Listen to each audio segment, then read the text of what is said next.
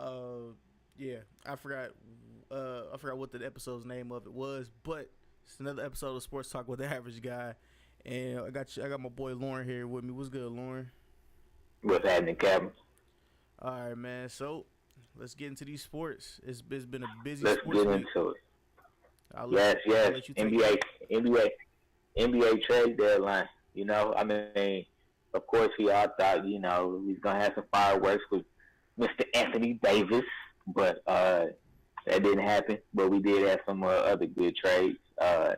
So I guess we'll start off with the first question that I have is: did the Lakers whiff in not getting Anthony Davis, or did they make the right move by standing pat and not adding additional resources onto the trade offer that they had? Because the final trade offer was Lonzo Ball, Kyle Kuzma, Brandon Ingram, Rajon Rondo, Michael Beasley, and 2 first-round draft picks. Right. That's what the final offer was. Now, what the Pelicans were saying that they wanted was they wanted 4 first-round draft picks in order to trade AD to the Lakers. Does LA 4 first-round draft picks. Well, they would get the next 4 years in draft picks for Anthony. So yeah, that's what they said they wanted. It's what they said they wanted. So,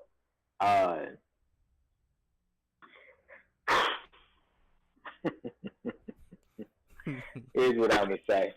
Here's what I'm gonna say about this situation. LA, you got played. You got played. The New Orleans Pelicans played you. What they did is they used Anthony Davis as a yo-yo. A Trojan horse. Throw him out, pulling back in. Throw him out, pulling back in. They just wanted to see how far you would go. They wanted to see how much you would risk and how much fracture you could do to your own team to get one player.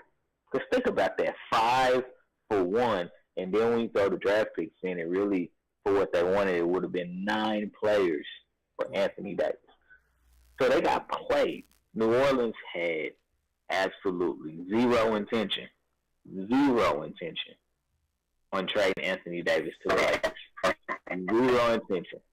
All they wanted to do was play the Lakers. That's exactly what they did. So, what's up, Corey? What's going on? Yeah. So we obviously talking about this the non-Lakers trade, and I basically gave my point, which was that the Lakers got played by the Pelicans. So I'll let you argue why the Lakers should have went all in for Anthony Davis. Why should they have basically what New Orleans said is we want 2 more first-round draft picks. This is basically what they said. Everything you give us, which is the 5 players and the 2 first-rounders, we want 2 additional first-round draft picks. So I'm saying they got played, So, but do you feel like once-in-a-generational player is worth that? No. Not at all. Not at all. Not at all. Right move. Because in the end, look where Anthony Davis still is. He's still in New Orleans. So now they got a chance to get him in free agency without giving up their whole entire team. That's simple. They were gonna give up their whole team. They gave up 6 of their key guys. They probably had about a 10-man rotation. You're just gonna leave Anthony Davis and LeBron James out there with a skeleton, basically, man. That wouldn't have improved them any better. I mean, Anthony Davis is a great player, but you still got to have guys around him. I mean, look at the situation right now. He's a great player, but they're probably about third or fourth to last in the Western Conference. So they're still struggling. You got to have key guys and players to put around LeBron and Anthony Davis. So they made the right move. Not budging for that. That would have been a foolish move. Now they're able to contend for him in the free agency this summer. And nobody was able to make a move or land him. So yeah. Okay. Randy. All right. So I want to actually point out one thing that you said that is very interesting. The Trojan horse theory.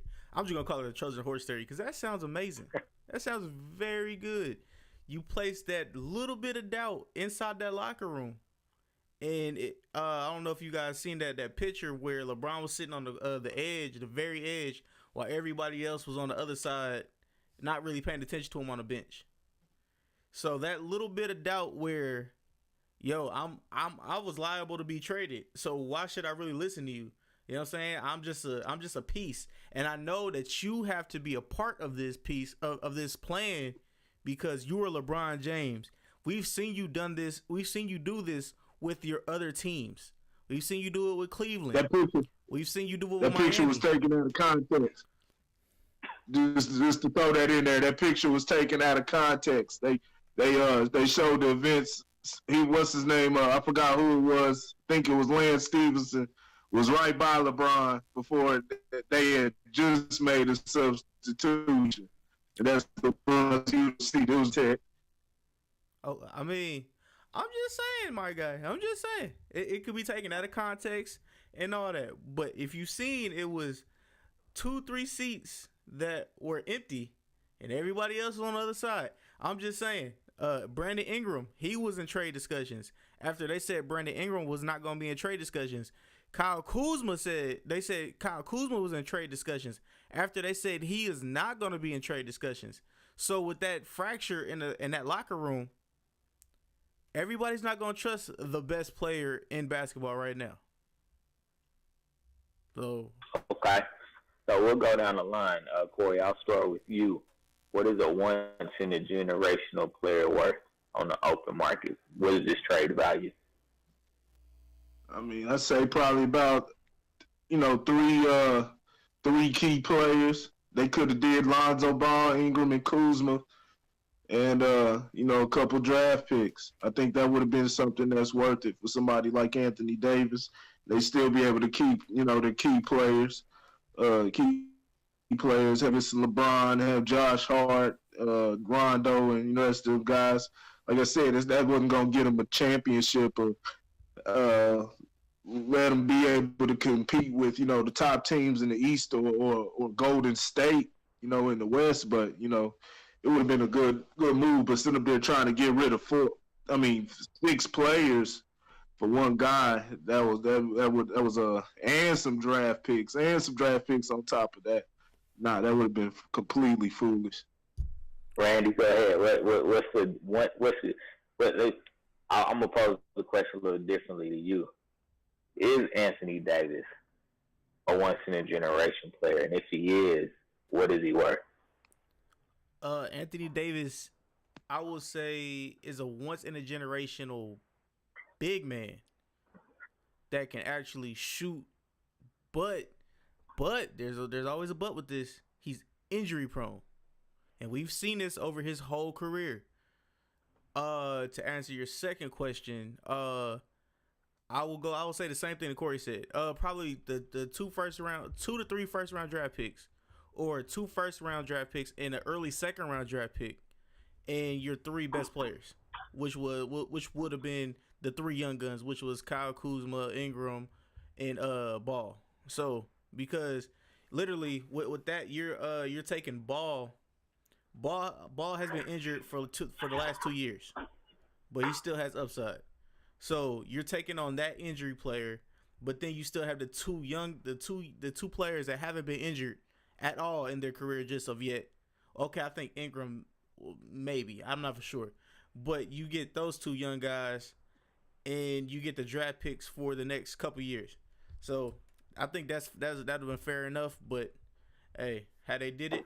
How they had the Lakers looking stupid and Magic Johnson, I'm just saying, the league is looking at Magic and the Lakers right now for tampering. I'm just saying. How are they looking stupid? You said what? Nah, the Lakers got played in this trade. They got played. How? Nothing happened. Everything Yeah, happened. yeah. Everything happened. You got all these young fragile players that were put on the trade block, and their play reflected how they felt during the trade deadline. And I'm not saying that they shouldn't have felt that way. They're young. Everybody understands the business of basketball, but nobody wants to be a pawn or in the game of chess. Is basically all I'm saying. If these were veterans like Rondo and Stevenson, Michael Beasley, guys like that, they get it. Some of these younger guys don't really understand. Even though they know that these things are possible, they don't understand what it really is until it happens, I guess is the best way to put it. So yeah, I think the Lakers got played. I think that the Pelicans were basically trying to get them to put everything out there on the table, basically. Because if you think about it, so a lot of these other trades that happened, granted this was the biggest one. A lot of the other trades that would happen, you didn't find out the details until after the fact. Mm-hmm. You didn't find out what was put up in prior to or anything like that. This trade was played out from start to finish in the media. Everybody knew it. And that doesn't normally happen in the NBA. It really doesn't normally happen in sports where every single piece of a trade all the way through from start to finish. And for it to be unsuccessful, yeah. I'm still missing. I'm still missing. I'm missing y'all point on how the Lakers got played. You telling me them having Anthony Davis now versus getting rid of 6 key players on their squad? You telling me that would have made sense, and giving up some draft picks when they have the opportunity to pick up Davis after this season? You're not understanding. It was all a mind game. No. All a mind game. Please make this make sense. I know. I definitely see what you're saying. There's still time for the Lakers to win the war, but they lost this battle. Win what war? Win what war? The war for trying to get AD. Yeah. Trying to get AD. They are gonna get AC. I mean, you think so? No, dog. It's not that hard. Do you think they were sitting in third before LeBron got out? Keep in mind, see, y'all going off these 2 losses. They just lost to 2 elite teams in the Eastern. Are better than the Lakers have atrocious defense, but they're going to be they have an easy schedule coming up over the Knicks. The Clippers are going to fall off. Who the Lakers got to worry about jumping is the Sacramento Kings, and if their young core is going to be able to hold it together. Now they made a few key pickups. They got Harrison Barnes up there with De'Aaron Fox and Buddy Hield up there balling, and they made another pickup. I forgot who it was, but that's who the Lakers got to worry about jumping. But if they can get past the Kings, I mean, shit, they can get that AC. But the Clippers are gonna fall off. But them getting Anthony Davis wasn't going to make it any different. Anthony Davis they have almost They have 3 20-point scores on this Pelicans team. 3 20-point scores, and this team is sitting at third to last in the West.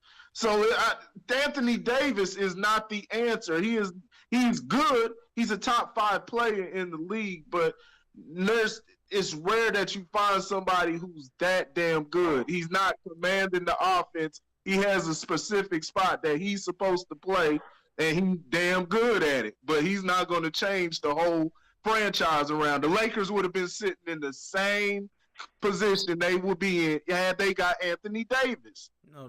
I love it. Okay. I love it. No, I love it. They would have been sitting in the position. You tell me, with Anthony Davis, if they had given up those 6 players, you're talking about Rondo came up. Beasley, okay, he's trash player, and they ended up trading him anyway. But you got Beasley, Lance Stevenson, Kuzma, the rest of the Brandon Ingram, Rondo. So who else are they gonna go to? You putting it in LeBron and Carmelo and Anthony Davis' hand, Josh Hart. Where's their shooters gonna come from? Carmelo. They don't even have shooting now, but now where's it really gonna come from? Because Anthony Davis can shoot, but he's not a shooter. He's not a 3-point shooter. He can do it, same way Embiid can do it, but that's not the specialty. They're not the best. They're not at the top of the league, or at the top of any of their teams when you ask them to shoot a 3 in clutch time. You're not going to get that. Okay, so here's my message to the Los Angeles Lakers. Trust the process. Trust the process. That's what I'm going to say. Trust the process. So that's a perfect segue into our next question, which is, with the Sixers' acquisition of Tobias Harris, does it make them team to beat in the East, Randy? I'll let you argue why the acquisition of Tobias Harris will make them the team to beat coming out of the East. Tobias Harris, when he was in LA, the Clippers, when he was with the Clippers, when he was with, I think it was Orlando. It was Orlando at first. When he was with Orlando, he was really good. He was a raw talent, but he was still good. When he came to the Clippers and he became that guy in the Clippers, the white, red, and yellow, or I said white, red, and yellow, white, red, and blue, he was putting up damn near a double-double almost every game. 20 points, 10 rebounds, da-da-da. Now, with the acquisition of him going to the 76ers, I do believe that they're scary because they got people on all the starting 5 all can put up 20 points. 2010. All starting 5. And honestly, they don't have to do it all in the same night. One person can take off a night.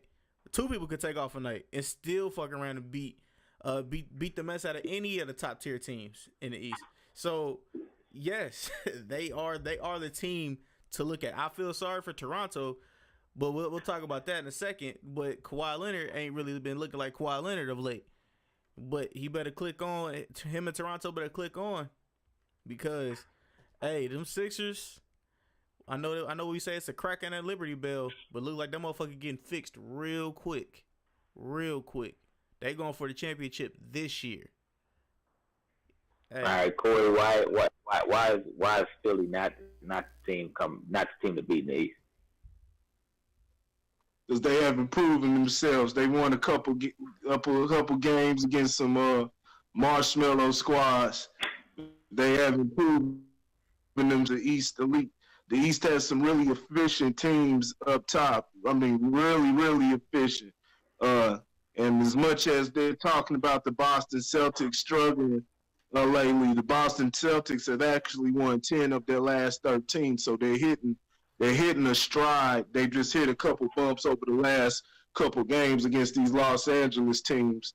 And Kyrie Irving got hurt last game. And, there's still no excuse for how they finished that. But Boston can come up. They have a deep team, so they can come up at any time. All they need is guys like, Terry Rozier and Gordon Hayward to, come more alive on offense, be more productive and more efficient on offense. If they can get that, Boston, they can also, you got Milwaukee. They're still sitting at the top of the East.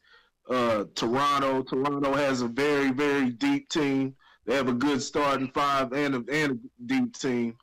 So they can't be underrated. So, and Indiana, I think, that the Oladipo injury puts them, behind the Sixers, but they still a dangerous team, even with what they have left. And that's what I said, even when Oladipo went down, I said they still going to make the playoffs. They're still a dangerous team in the East because they still have, many weapons from, Miles Turner's, Sabonis, Bogdanovich, they're all playing great. rest of the team. What's his name? Thaddeus Young. So they Sixers still have something to prove, and they've gotten a little thin on the bench. On the bench, they still got some players. They can get some production from Mitch McConnell, and Mitch McConnell. They got some tough guys like Mike Scott in there, and but they don't have no real scores. But they can mix. What's his name? Tobias Harris from the Clippers. But, he's another tough player. They don't have a lot of offense outside of those five, but they can mix and match it with the starting five they got. They can mix and match it, give, some of the other players a breather, and have some of the guys going in rolling, two guys at a time, two of their stars at a time, or have one guy in there. So what's it going to come down to?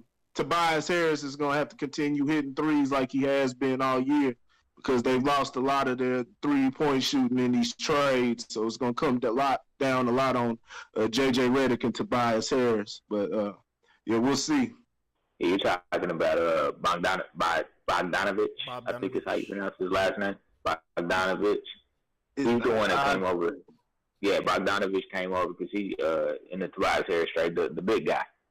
Yeah, big guy. Yeah, Bogdanovich. That's who came over. Yeah, we got Bobo for sure. There you go. Yeah. I'm gonna say that I'm a side with Corey a little bit on this one and say that Philly needs to prove it. I think Randy, you actually made the statement, which is cracking a Liberty Bell, and my concern about the Clippers is kind of the same concern I have for Boston, which is understand your role on the team at least this year. Understand your role on the team. I'm concerned about Ben Simmons. I'm concerned that he's kind of maybe thinking about his next move out, basically. I do think that he may be looking to move elsewhere with all the star power that they've picked up. I'm not sure where his head is right now. Oh, I got something for that when you get done. Rozier Rozier is a starter in the NBA. He's a starter in the NBA. And I wonder sometimes if his head is in the right place right now too. But I trust Brad Stevens. I love Brad Stevens. I think he's a phenomenal coach. So I think that come playoff time, he will have everybody ready to play. I will say that. To me, Boston is still the team to beat coming out of the East. I think they have some stiff competition. Don't sleep on Toronto. They are all fast and long. Very long. So don't sleep on Toronto. Milwaukee, they're thriving in a new system. Is what I'll say about Milwaukee.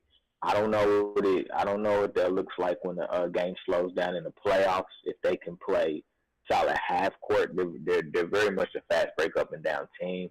And in the playoffs, things start to slow down. So you have to have some type of half court offense in the playoffs when the game slows down. But I mean, that system is working well for them right now. So we'll see what happens in the playoffs and as the season progresses.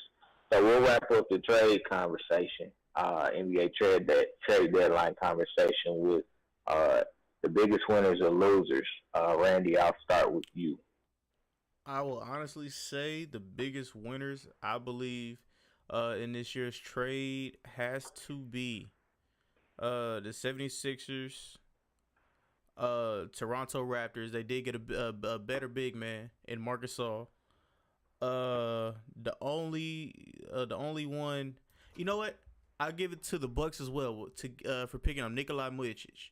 I give the Bucks that W. I give him that W. He's a big man and he can shoot threes. They need somebody to spread the floor, and he can spread the floor. He can give you inside and outside. So I give those are my top three. You have any losers? Any losers? Nah, not really. Nah, I mean, nope. I got teams that could have been somewhat good, but yeah, you know. That's Corey. See, my winners are the Philadelphia 76ers for the moves they made and getting rid of Markelle Fultz. The Toronto Raptors picking up Marcus Gasol in exchange for Valanciunas. You know, that improves them on defense. Another winner is the New York Knicks dumping Porzingis and freeing up cap space. Meanwhile, getting some good players in the process. You know, Porzingis, he's injury prone. That's why I think Dallas came out the loser on that end. Let's see, man. Can't really think of any other losers off top. You know, other teams did what they had to do. I can't think of no other losers off top. Pelicans for not getting nothing in return for Anthony Davis. They're losers. They're losers for that. They got next year. They got till next year. They can trade him next year. I thought he's a free agent after this summer. No, he has one more year on his contract, his rookie contract, because it was an extension. And then after next year, he can go wherever he wants, or they can trade him. They still have the option on trading him or not for next year. Okay. Yeah, I'm gonna say for me, and the first one makes sense. The second one may be weird. The first one is Philly. I think the acquisition of Tobias Harris is huge. Yes. It helps them spread the court even more. Which, if Brett Brown is really able to develop a solid offense, I mean, you know, put Ben Simmons at the top, you know, you can work the ball inside and out. You know, that top five is going to be hard to defend. It's going to be hard to defend because, like Randy said, you know, any of those players at any given night can score 20 points, no issues. The second team I have is actually the Lakers. Like, I really do genuinely feel like there's a lot of fish out there in the sea, and I think free agency is going to be huge this summer. So not giving up everything for Anthony Davis, I think, was a smart move. I think it really was a smart move. I mean, time will tell if they can't get any free agents to come to L.A., then maybe that's a different conversation, but I don't see that happening. I think that Magic Johnson, Rob Pelinka, Jeannie Buss, I think they're shrewd enough to get one star.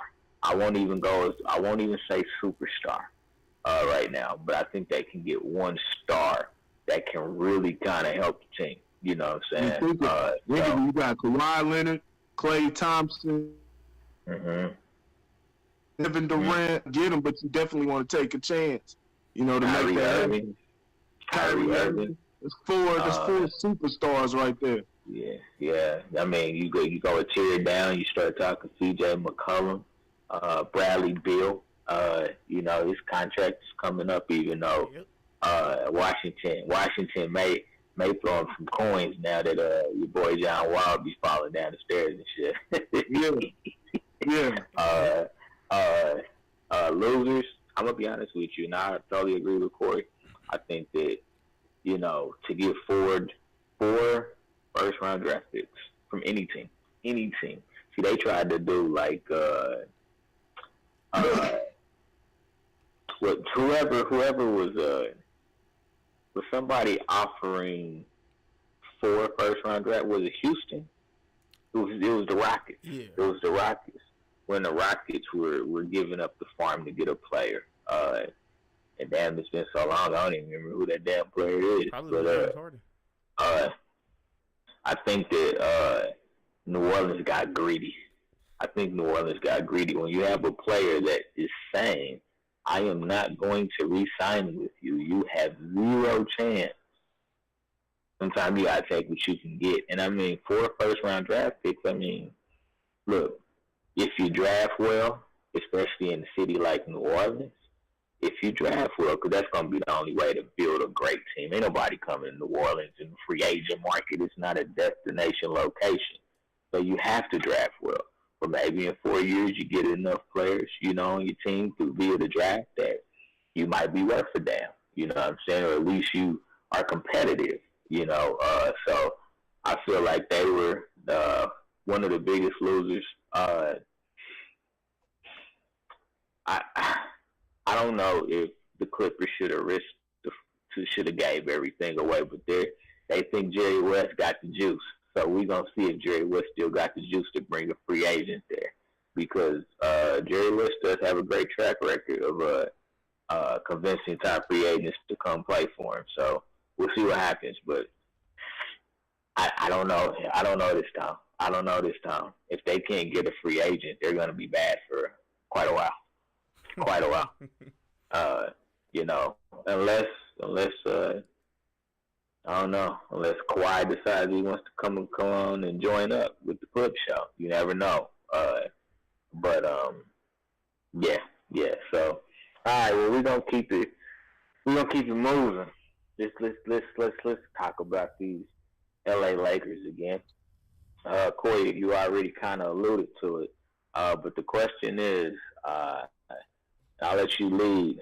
Will the Lakers make the playoffs? And if so, what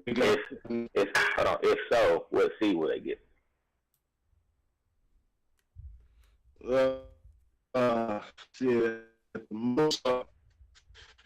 most just I think the. What'd you say?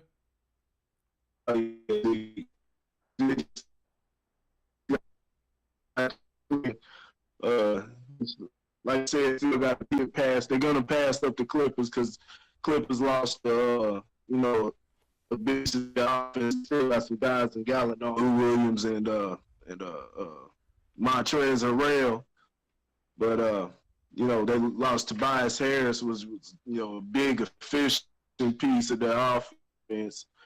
So they'll fall down. They'll fall down in the remaining part of the season, and just get past Sacramento. I think probably about 8th seed is enough. And they'll be out first round to Golden State. Okay. I have an interesting take on this. I question the value of an 8 seed, because you're almost guaranteed to go up against the Warriors if you get the 8 seed, and you're gonna lose. I mean, of course, we saw the Nuggets and Mutombo beat the Supersonics a long time ago. So I mean, anything can happen, but I think they have a high chance of losing. So I think getting LeBron James and not making the playoffs is not a good look for Magic, Pelinka, Luke Walton. But I think the concern for me is the defense. Like, I mean, they can score, but they can't defend to save their lives right now. And so I think if they don't make the playoffs, that Luke Walton will be fired. I really do believe that. I think they'll be looking for another coach if they don't make the playoffs. But, I mean, there's a chance. I mean, they do have a soft schedule for the next, I believe, 10 games. So, I mean, if they can win 7 or 8 out of 10, I think that'll put them in a pretty good position. I know they play the Clippers twice. I think they play Sacramento once. So they've got a softer schedule for the next 10 games. So they're gonna have to put a run together.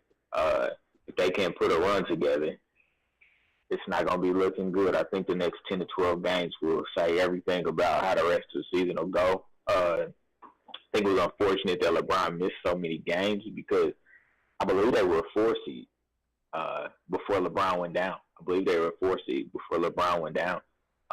So, to go from a 4 seed to drop to the 10th seed, which, I mean, it's kind of how it works in the West, Everybody is kind of bunched up. So they lost a lot of ground. I think they can get it back, though. Playoff LeBron will start to play at some point. And we'll see how the team responds to that. I'm gonna say it's 50-50 right now. I need to see how they come out of this 10-game stretch. If they don't come out of this 10-game stretch winning 7 or 8 out of 10, they won't make the playoffs. Okay, all right. They will. Where do you think the highest they'll be at, though? See, I don't see them no higher than 8th seed. I don't see them no higher because, we only got about 30 games left in the season. Yeah, see, I feel like they have to. They don't have to do anything. But I feel like being an 8th seed going up against the Warriors, I mean, is it worth it being in the playoffs? I guess you get some of your young players some experience, but how much experience do they get if they get swept or if they, lose in 5 games, so I don't know. I don't know if it's huge value to an 8th seed this year, but I don't think they have a choice because I think no playoffs having LeBron James is bad all the way around. But I think they need to try to have a big run and try to get the 7th seed if they want to have a chance to play into the next round. If they get an 8th seed, they'll be done in the first round. They're going home. They're going home. What you got for us, Randy? They're going home. They're going home. Yeah, they're not making it, dog. They're not making it. I'm sorry.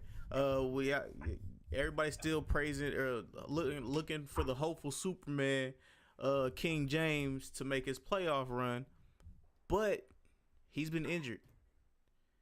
And once you coming in putting in 40, 50-minute games consistently like that, that's just gonna re-aggravate an injury.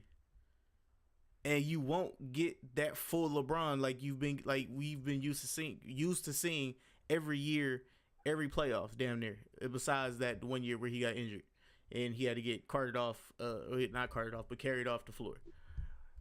We're not gonna see that.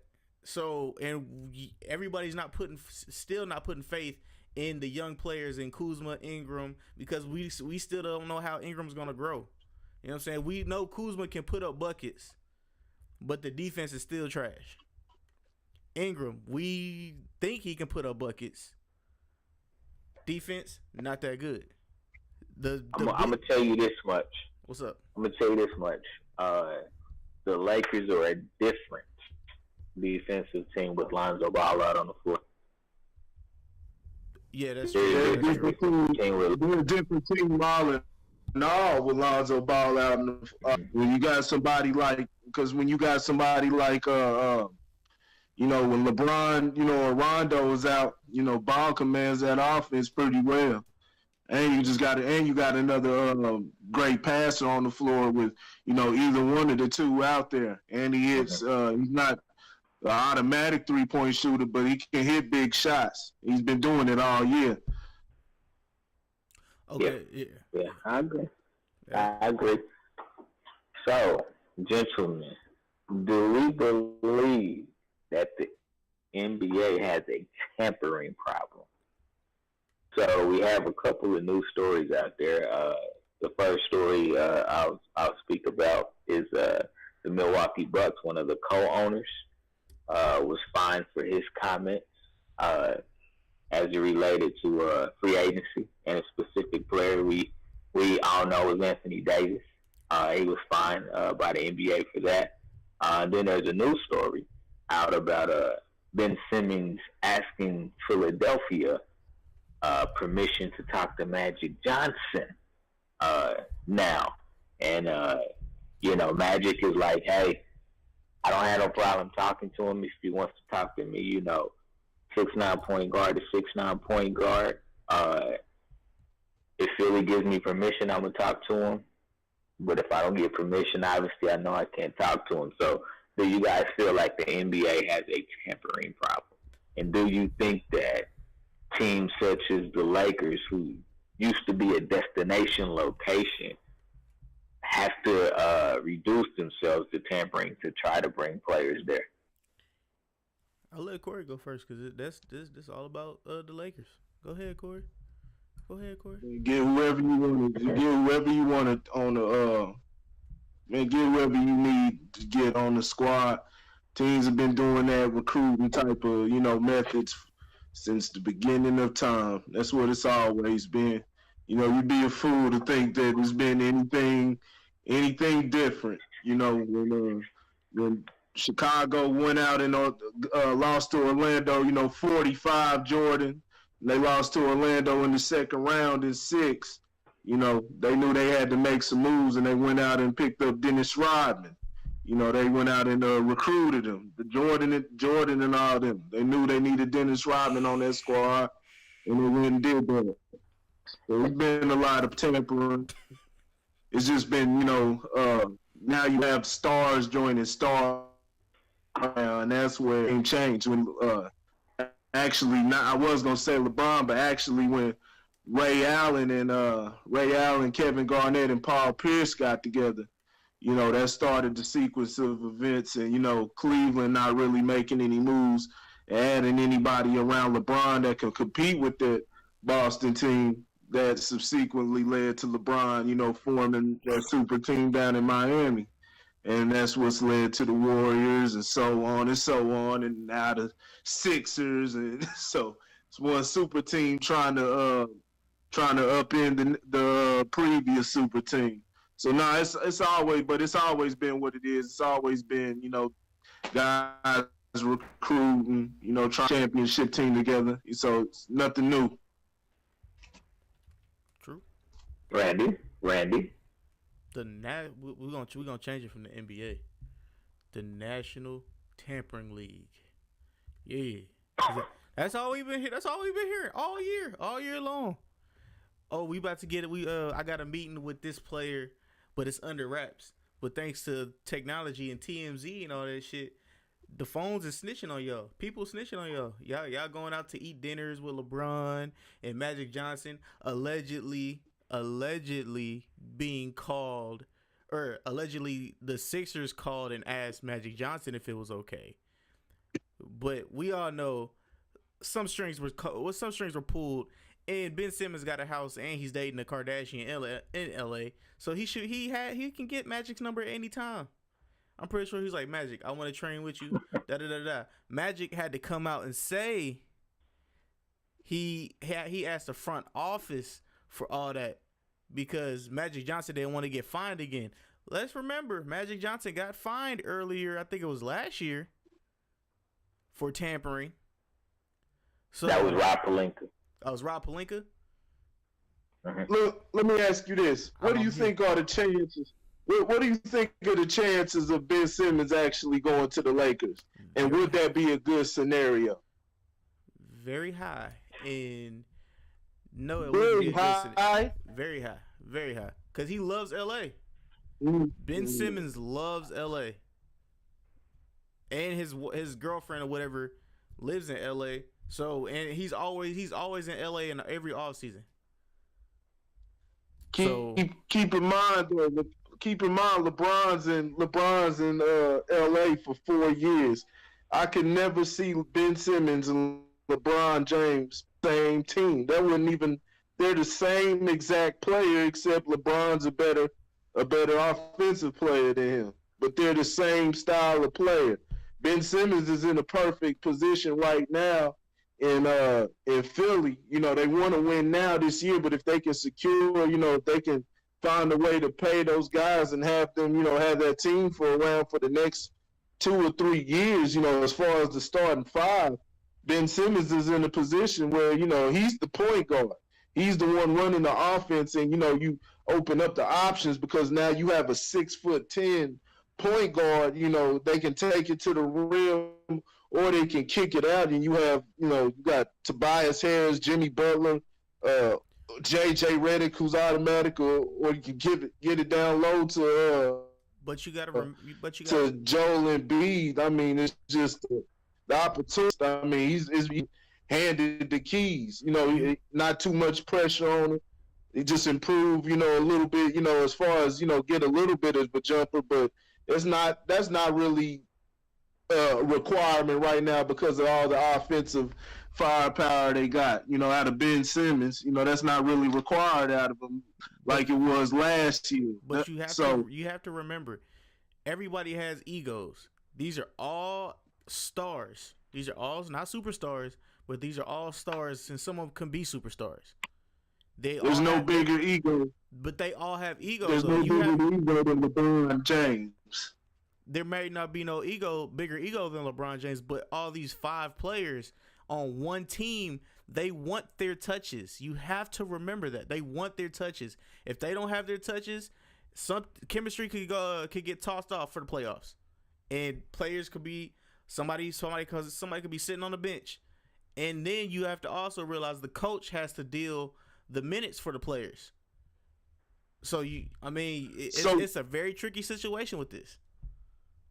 So where would Ben Simmons fit in on the Lakers, especially if you're talking about being able to get touches? If anything, he won't. Where will he fit in, especially come around in the fourth quarter? He won't even be able to play because he'll be forced to play out of a position that's comfortable to him because LeBron's not going to give up the majority of the offense to Ben Simmons. I mean, if you've seen how he's been playing now, yeah, he would. He has said that he doesn't mind giving up some of his play to the younger players. That's what he said. I'm not gonna say it's verbatim, but that's what he said. And honestly, if Ben Simmons was to come, Lonzo Ball's going out of there, so he'll have a start. He'll have a seat in the starting lineup. But there's you breaking up. He's been playing off ball and knocking down his 3-point shots. You can't get that out of Ben Simmons. You're not gonna get any type of shooting out of Ben Simmons whatsoever. Free throw, basically. Away with free throw shooting. I mean, Lonzo Ball and Ben Simmons. So Lonzo Ball operated, even past that. He at least he can shoot the 3 ball. Ben Simmons can't do that, and that's definitely the last thing LeBron wants on the floor. Somebody else who can't shoot. Yeah, I agree. So before I get my take on this, for everybody listening live and for those listening via SoundCloud, iTunes, if you think you got something that may offer some value to the conversation, please hit the call-in line. Phone number is 816-944-0898. The phone number is the line. As well. Got some knowledge. Let us know what you got. But here's what I'm going to say about tampering in the NBA. If you get fined $1 million to get a superstar, you'll get that out of ticket sales. You'll get that out of ticket sales. I'm gonna go ahead and take my lumps. And now it won't be me personally, but I'm gonna send somebody to go have a conversation via from me. I don't have a problem with tampering. I mean, if your market isn't strong enough, to keep a top player or to get a top player, fix your market. You know what I'm saying? Do things to fix your market, But I mean, if you got the juice, yeah, go ahead and reach out. Like I said, the worst thing that's going to happen is you're going to get fined. I mean, the NBA is not going to stop any trades once they happen. I don't have a problem with it, and I think this is the age of player power as well. I mean, you have Clutch Sports that is presenting a conflict of interest, but I think that kind of comes back to player power. The same with you have music stars like Jay-Z getting into the game as far as all of that. So I don't have a problem with it. I don't think it's gonna stop. I'll put it to you like that. I don't think it's gonna stop. I think the players just want to make sure that they maintain a level of control, and I think that this is part of it. Owners are gonna do it regardless. They don't care. You know what I'm saying? They got enough money, to absorb a fine here and there. So they'll pay the fine, to put a bug in somebody's ear, essentially. No, I don't have a problem with it. And like Corey said, it's been happening for a long time in different ways. You know, when you go back to when the Boston Celtics won all those titles, how the hell you think Red Auerbach got all the players?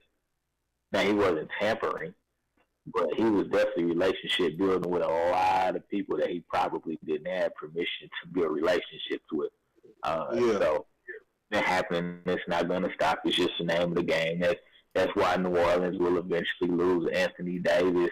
All those smart market teams will never, ever again. I won't say never, ever, but with the way free agency is now, players want their money. So they want to play in the bigger markets. So, I mean, one of the coach's jobs is to get his team focused on winning, and that's really, really hard in today's day and age. I look at teams like Philly, and I think Philly will really benefit from understanding that, when you're a winner, you get a lot of those other things on the side, through endorsements and things of that nature. Maybe a team's throwing out a bonus if you win a title, because of all the revenue that brings to their team. And the NBA actually has it's not a 50-50, but player owner profit sharing. It's actually the most player sided of any league in professional sports. I think it's pretty close to 40-60. It's pretty close to 40-60, where the players get 40% of the profits, the owners get 60. So, players just kind of keep pushing that envelope for more power. They're probably trying to get a 50-50 split, which won't ever happen. But I mean, if they can get 45-55, so be it. You know what I'm saying? I'm not gonna knock them by any stretch of the imagination. We'll move on to the NFL. We'll hit some top stories out of NFL today. Kyler Murray has come out and said that he is going to focus on football and focus on being an NFL quarterback.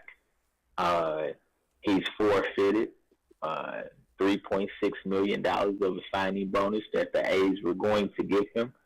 He also said that he would give back $1.3 million that they already gave him. Now the A's will still keep his rights just in case he decides to try to play both sports, I guess. But he came out publicly and said that he is going to concentrate on football. So, Corey, do you think he made the right decision? Say one more time. Do you think Kyler Murray made the right decision by deciding that he wants to focus on football versus either focusing on baseball or playing, try to be a dual sport athlete?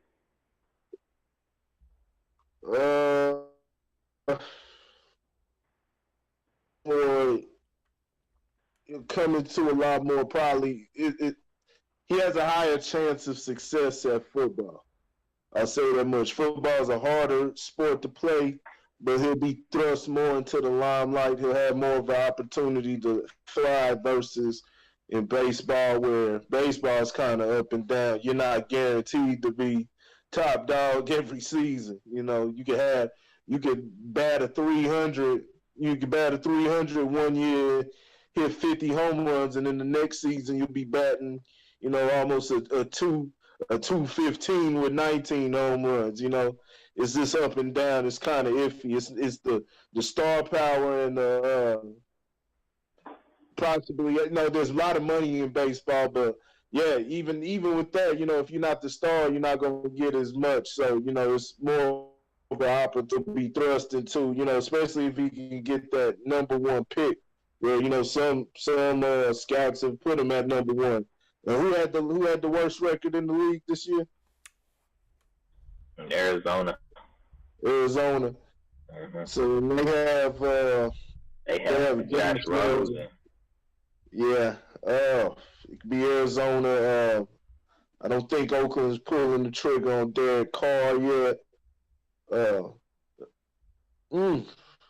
a tough one. Because it's not guaranteed that he'll start automatically this year either.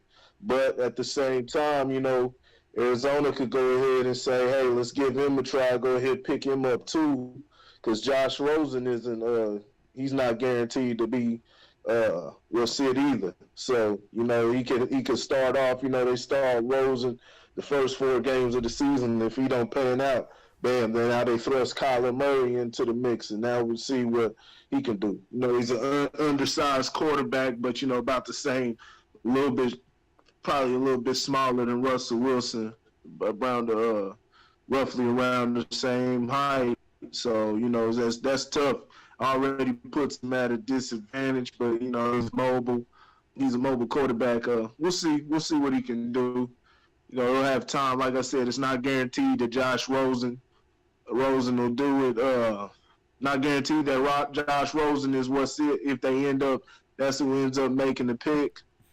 I'm trying to think of some other teams, but I think a lot of teams have their quarterback situation figured out right now, which is kind of sad when you think about it, because that just shows you the state of the NFL today and how easy it is to be a starter. Everybody can pretty much have a 2-to-1 touchdown ratio nowadays, man. The top guys are probably about 3-to-1. So now we'll see. But I think he has more of an opportunity. I think he has more of an opportunity in the NFL versus Major League Baseball. But you never know. And then and then if that doesn't pan out, he can always go back. Deion played both. He helicoptered from one game. I think he went from the Falcons game to the Braves, or Braves to Falcons. Yeah. I think he helicoptered to the Braves game. Yep. Yeah. So he played both. You could go back. Michael Jordan, he sat down, even though that's not why he retired, is because he was gonna get suspended for gambling and shit. But he retired that first time and went to go play for Birmingham Barons. Didn't quite make the major league team, but he gave it a damn try. So he can always go back, especially in baseball. He can always go back and try that out. Yeah, Randy, why do you think he made the right decision by choosing football over baseball? I'm gonna be honest with you. I don't think he made the right decision. I really don't. Football is not guaranteed whatsoever. Baseball is guaranteed money, guaranteed contracts. If you're really good, you're guaranteed to have endorsement deals and shit like that. People will see your face. People will know who you are after year 1, 2, and 3. Football, if it does not work out year 1, 2, and 3, ain't nobody gonna see your face. They might know the name, but they're not gonna know your face. There's a reason why they wear football masks. There's a reason. That's the reason. They want to make money off of your name, not your face. But the football thing is so many teams that need a quarterback right now. Like the New York Giants are the team that possibly could go up and possibly try to grab them. It's possible. But even with that, you have to go to a team that has a good offensive line. He's a small quarterback. These niggas is 6'8", 6'9", and above. These is grown ass men he's playing against. And these no, this is no shots to none of the college defensive players, none of that. But these boys, when they ready to hit you, they will light you up. And you small. I don't know if he has. I don't know if he's taken big hits before, but goddamn it, big hits will come. And you're taking. What's the word I'm looking for? You're taking chances with your shoulder, your rotator cuff, and all that other stuff being hurt. And then you will try to play baseball again. That's gonna fuck that up. So, I mean, I don't think he made the right choice. But hey, man, if you want to prove all the doubters wrong, like myself, I'm not really a doubter. I'm just somebody who sees it in a different view from you. If you want to prove all of us wrong and you want to be that number 1 draft pick that you believe that you could be, go ahead, man. I'm here to see it. I'll eat that humble pie. You know what I'm saying? But there you go. So I actually agree with his decision.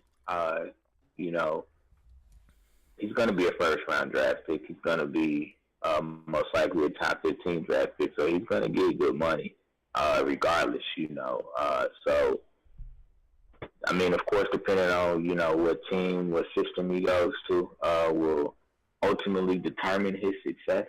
But he's a phenomenal athlete. Which is why we've been talking about his ability to play both sports. And in the first place, I think it's a lot harder for a quarterback to play to play two sports because of the focus you have to put into your craft as a quarterback in the NFL. But he's a phenomenal athlete. He has a lot of high upside. I think his size will be a knock to some teams. But, I mean, when you look at some of your more accurate quarterbacks, they're short. Drew Brees, Russell Wilson, guys, if you look at Baker Mayfield, I think is maybe 6 feet tall. What your offense has to do is your offense has to figure out as a line how to develop passing lines. Get him outside of the pocket where he can have a clean pocket to see who he's throwing to. As far as, the hits he's going to take, I don't know I watched in Oklahoma, and Oklahoma's line was good, but they allowed him to take some shots, and he got right back up. So, I that's going to happen. I do think that he can handle that. I mean, he's been groomed to play football. He was just good at baseball, but he's been groomed to play football. So, I mean, you look at a team like Miami, that's looking for a young star. They picked 13, I believe. Maybe they decide to move up and get a piece to try to get them. The Arizona Cardinals is interesting. I don't believe that they would take him. But there is the possibility that they trade down and maybe somebody else trades up to get him. One of the other things that Arizona could do is go ahead and draft him and then trade Josh Rosen, because with him only having 1 year under his belt, he's got good trade value. So maybe you trade Josh Rosen and get some other pieces you can put around Kyler Murray. But I don't believe that he'll be the first quarterback taken in the draft. I do believe that goes to the Ohio State quarterback. I think it's Dwayne Haskins. I think I see a team like the Giants or somebody like that going ahead and going to take him now, even if they give Eli 1 more year. I think they go ahead and draft their heir apparent this year. Jacksonville. John Judge. Yeah. Jacksonville can make a move. Now they got they don't have Blake Bortles won that contract negotiation. So I mean, he's going to cost them some money if they cut him, but sometimes you got to cut your ties and eat some of that bread, to move on from a player. But Jacksonville is an option. Oakland, I believe, is an option, but I don't believe that that's the type of quarterback that John Gruden is looking for if he's going to move on from David Carr. Who else you got? You got them Donkeys, the Broncos. They're still looking for a quarterback. They whiffed on Paxton Lynch, went out in free agency and tried to fix it, and they haven't been able to fix it. Since Elway took over, ever since they lost Peyton Manning. He got Peyton Manning for a couple years, and he hasn't been able to replace him with even a solid quarterback. They struggled to even have a solid quarterback. So there's some teams that may be willing to trade up to get him, or may, things of that nature. But I think he made the right decision by choosing football over baseball. There's so many rounds in baseball, so many players that you're fighting against to get even up to AAA ball. To even get up to AAA ball, you got a lot of people that you got to compete with. So his chances of making the majors weren't very good. And even had he made the majors, the way that the way that the MLB is structured, he wouldn't have got money probably until year 7 at the earliest. Because baseball has a Class 5 rule that a team can hold your rights for quite some time and not pay you for it, you know. So he wouldn't have made money. He would have made money probably till year 6 or 7 anyway. You know, because, I mean, if I'm an owner, you know, and I own a baseball team, I got a star player that, you know, in the second or third year of his career is just playing lights out, I still ain't going to pay him because I don't have to. I own his rights as a player, so I don't have to pay him. You know, I'll just wait until your contract is up, you know, or we go into arbitration. And then arbitration is actually bad for a superstar player. A middle tier player, arbitration is okay. But for a superstar, you don't want to go into arbitration. You have to be released and go into free agency so somebody can pay you that big money. So I think he made the right decision. Time will tell. But I think he has a better chance of being a starting NFL quarterback than a starting shortstop, you know, in Major League Baseball. So, has anybody, did either of you two get a chance to watch the AAF this weekend, the new football league? Oh no, I seen clips of it. Yeah, I saw it wasn't bad. Yeah, it wasn't bad. It wasn't bad football. I will say that some of the things they allow are going to come into question, but it wasn't terrible football at all. I think it's interesting that you have 3 startup leagues now that are.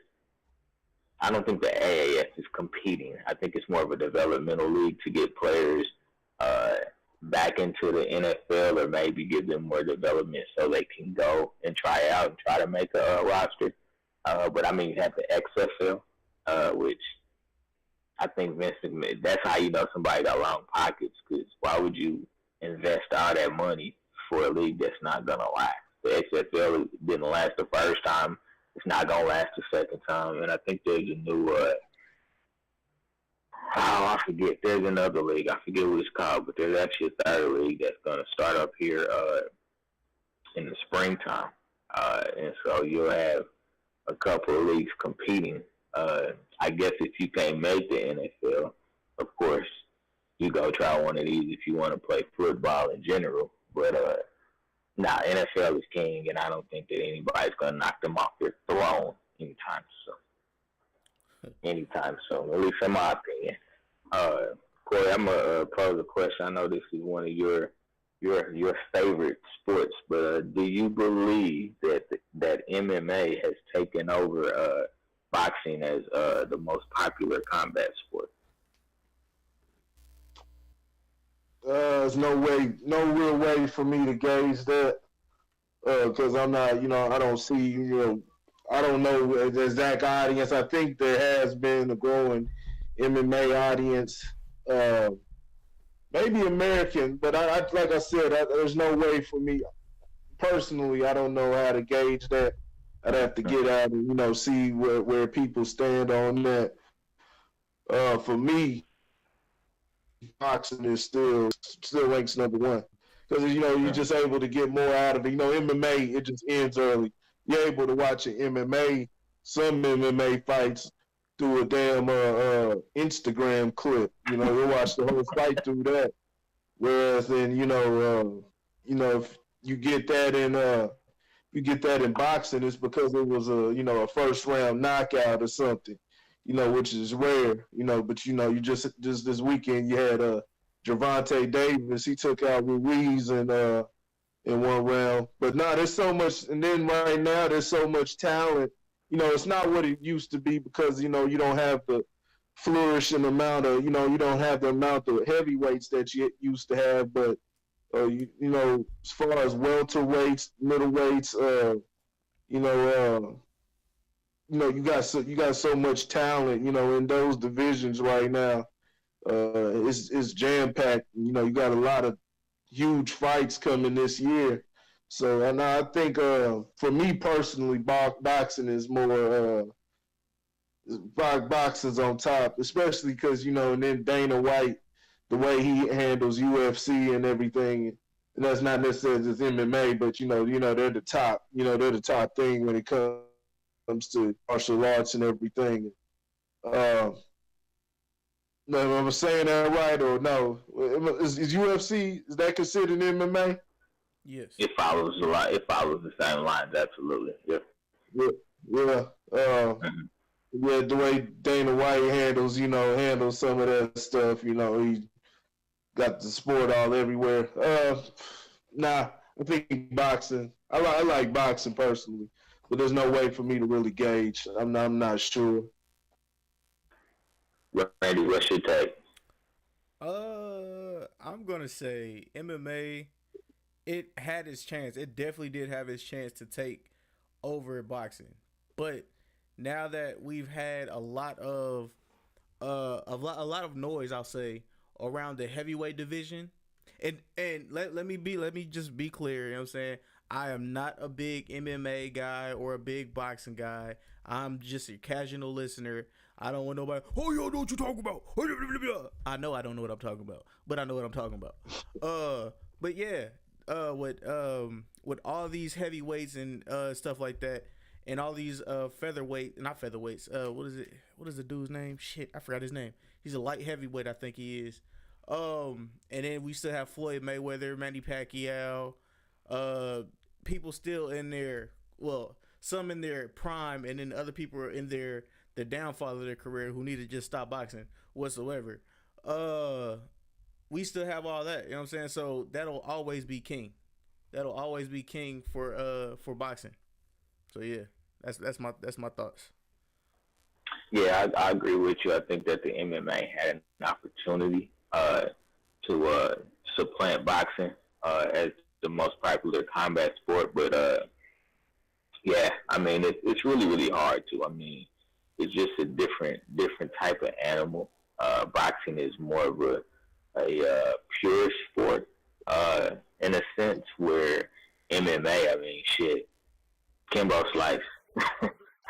I mean, that should tell you anything. I'm not saying anybody can get in and have a match, but anybody can get in and have a match. If you can throw a punch, they're going to try to find a way to get you in the MMA.